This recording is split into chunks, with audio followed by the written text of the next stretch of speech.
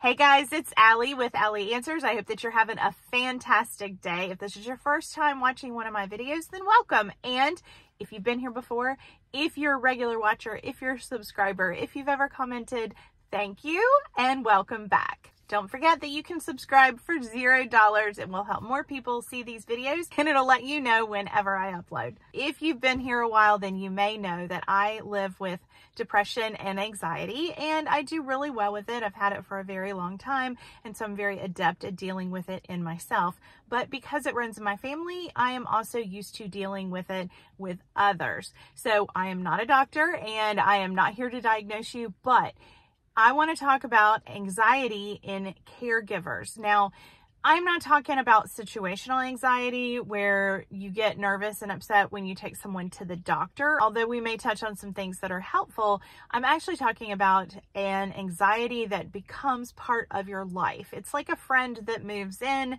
you never asked them to, they just brought a bag and they stayed the night.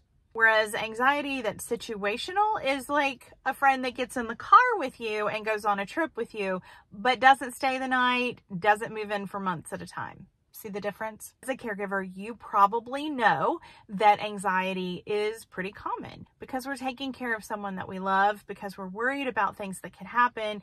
It's a natural thing that people who have never experienced anxiety before in their lives now experience it.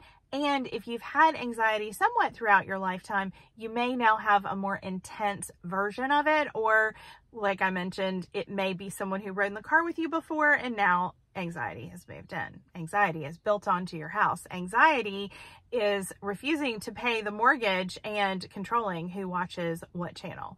There are some different things that you need to know as a caregiver or as someone who loves a caregiver about anxiety.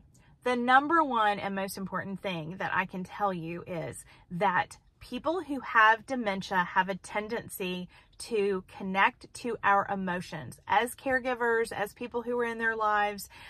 Whether you work in an assisted living and you are someone who's just coming in regular contact with someone, whether you are a caregiver for someone in their home, whether you are just the daughter-in-law who stops by and brings groceries every week, no matter what, when you interact with someone who has any level of cognitive issues, but especially someone who has dementia, they're going to pick up the emotions that you're carrying. When I went to training for my little puppy dog, who is a total mess, by the way, the trainer pointed out that our emotions always go down the leash to the dog. And of course, I was thinking, it's true with any living being. When we hold a baby and we laugh and we coo at a child, a baby will respond in a similar fashion. They pick up on our emotions. They're like little mirrors. And as we get older, that continues. Maybe we just notice that we pick up bad moods from other people because they're contagious. And as we get older, we recognize that we have some control over our emotions and we really want to put a stop to passing bad ones on from one person to another, whether that's protecting yourself from someone who has kind of bad, strong emotions, or whether it is just controlling how you respond to other people so that you're not passing on your emotions. So all that being said, one of the issues with anxiety is that we tend to pass it on to our loved ones. And it is really important as people who have more control over our emotions than our loved ones or our care receivers. We have to control the emotions that we're putting on that person. It isn't fair for them to have to deal with our feelings, our emotions, our stress. It isn't fair for them to take on our emotions and our stress because they don't have the ability to process their way out of it and to make themselves feel better. As a matter of fact, whether you're a loved one or a paid caregiver, if you bring emotion into a situation on a regular basis, did you know that the people who have dementia especially will start to react to you in a different way? That means that you carrying in your anxiety and frustration into that room, whether it's once a week, once a day, or 12 times a day, is going to affect them. How do you take care of yourself and take responsibility for the energy that you bring to a room?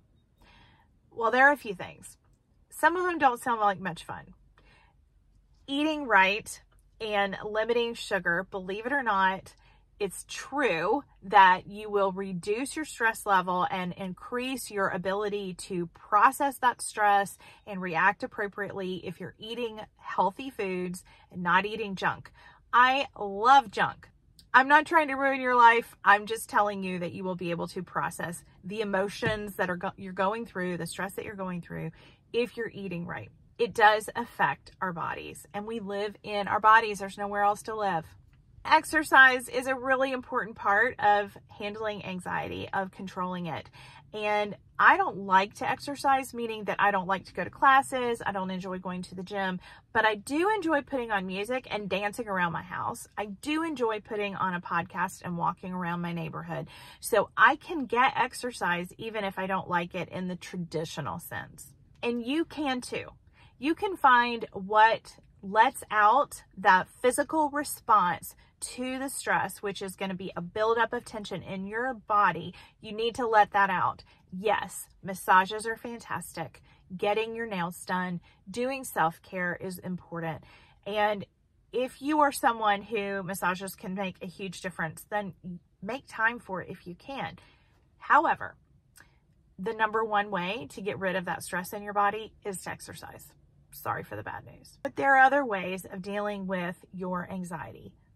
If you're not seeing a therapist, I highly recommend that. There are a lot of online services right now. You can do telemed type services. If you cannot get to a counselor, if you cannot sit down with a therapist, there's still a way. With some insurance options, telemed is a free or very inexpensive choice. If you cannot afford that kind of option, then I do recommend that you try to find free counseling or services through churches or something in your area. There is always a way to get help, even if it is reconnecting with a friend and walking and talking. That's free therapy. So that's another thing. Let's be careful about the energy that we choose to have in our life. If your television is on the news and all the bad things that are happening are on a 15-minute loop and repeat in your home, take responsibility for that. Put something happier on, put music on, or have some silence.